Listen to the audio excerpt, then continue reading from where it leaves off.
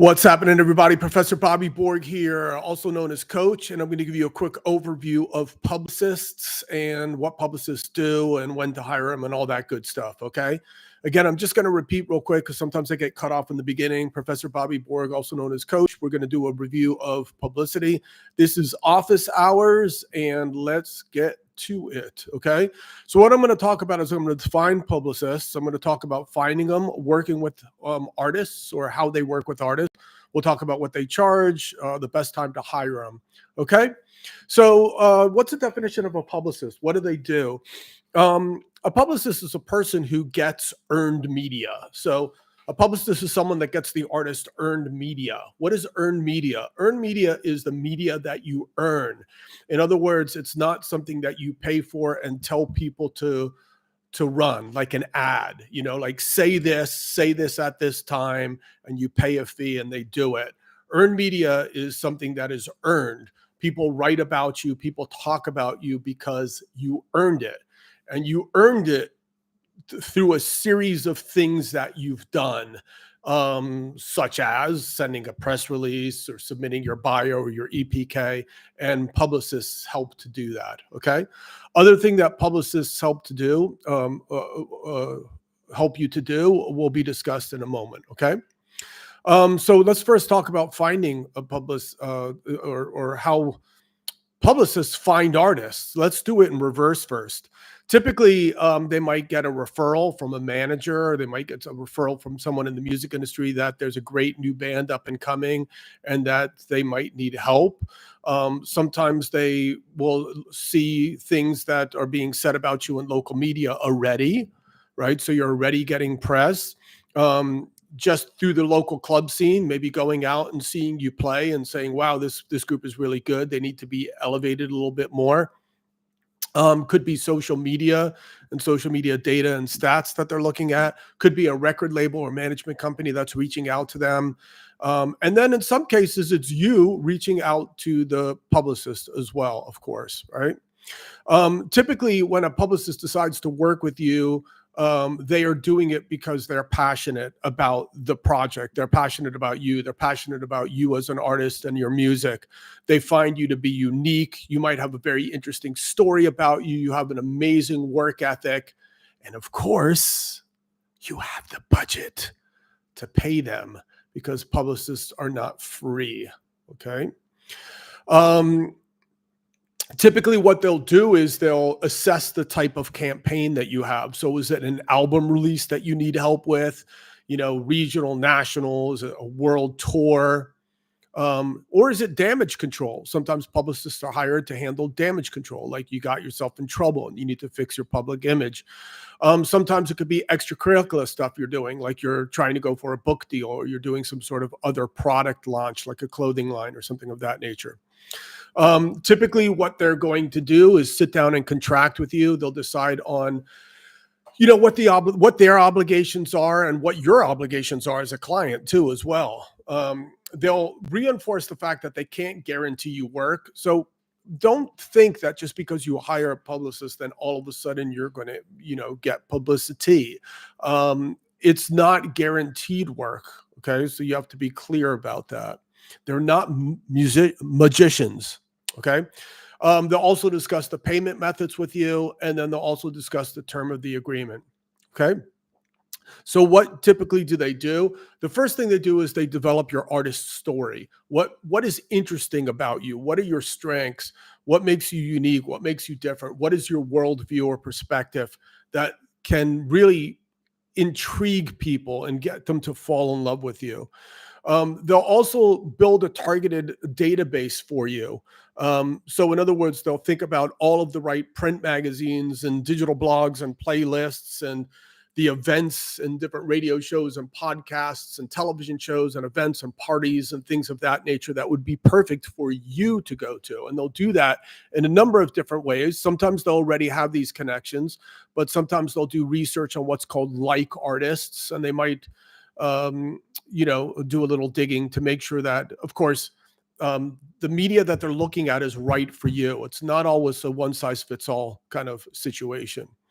Of course, what they're going to have to do is put together some assets for you. So they're going to make sure that you have a really well-written biography. They're going to also make sure that you have a really well-written press release about you. They'll probably also put together a one sheet. And if you don't know what a one sheet is, go to youtube.com/Bobby Borg and do a search for one sheets. I have a couple videos on that. They will, and maybe assist with your photos. So in other words, maybe help you decide what photos that they think best represent you. They might even, suggest a couple photographers that you go take some photographs with. They'll also prepare you for interviews.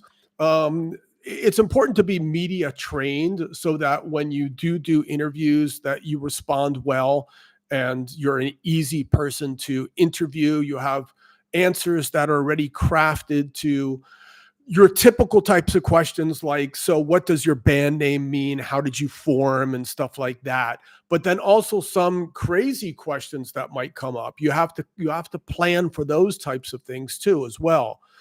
Okay. And if you kind of do a little bit of a YouTube search, there's been some crazy interviews where people would ask people the strangest things. Like Travis Barker from Blink 182 was asked by one reporter, what kind of freaky stuff do you do on your time off? And actually that got that person kicked off the tour bus. They weren't having any kind of that nonsense, but they sometimes people, interviewers, journalists will ask you crazy questions like that, and you have to be prepared. They might look at your website and just kind of make some suggestions. Maybe they might suggest having an EPK that's downloadable from your website. Maybe they might talk about having an email catcher on your website on the front page as soon as people go there. They might also do like a little bit of a social media scan, just kind of look over your social media and see whether or not you're kind of projecting a consistent brand. And they might have a couple comments about that.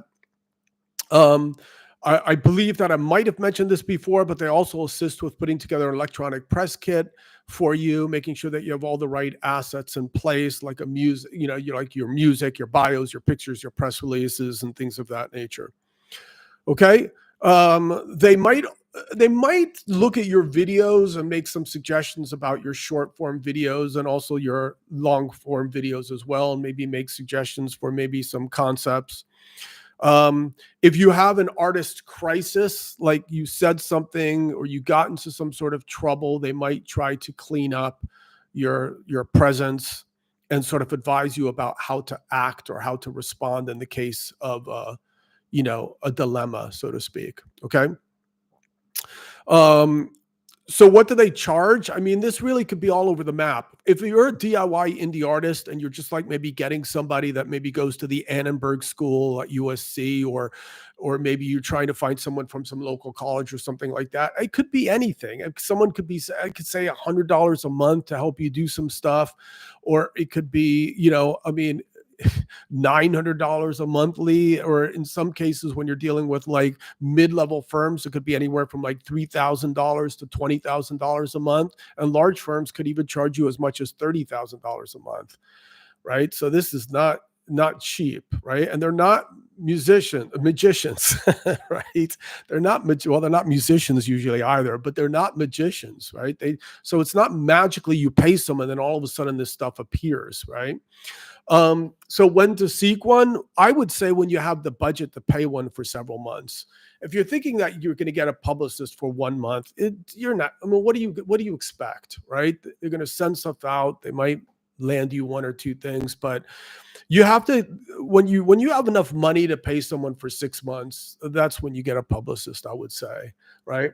And like I said, unless you can hire someone, you say, hey, can you upload stuff for me and just respond to fans on my social media or something like that. You specifically get someone for social media or something like that for, a couple months or whatever, but that's not really a publicist. That's a social media manager, So now, first of all, let me end by saying this. A publicist, they come in all shapes and sizes, right? I mean, It's not so easy just to define a publicist like this anymore.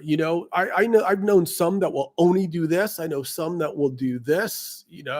So you just kind of have to get referrals from people that you trust in the music industry, and never get a publicist. This is something that's happening a lot lately. Like, even with me, people will like email me and they go, "Wouldn't you like to be featured in this magazine?" And then like they want to charge you for that. They'll just say, "Well, it will cost you $300 to get a feature in this magazine." Don't buy into that crap, right? Um, a magazine should want to write about you, and the publicist makes that connection. And of course, you pay the publicist for that connection. But when they flat out say that they're going to pay to get you into a magazine before they even know who you are and what your sound is and stuff, don't buy into that crap. Okay. So anyway, this is just a short overview of publicists. And that's pretty much it. Be sure to leave any questions. If you have any, I'll be more than happy to answer them for you guys. All right. Peace, love, and I will see you later. Take care. Bye-bye.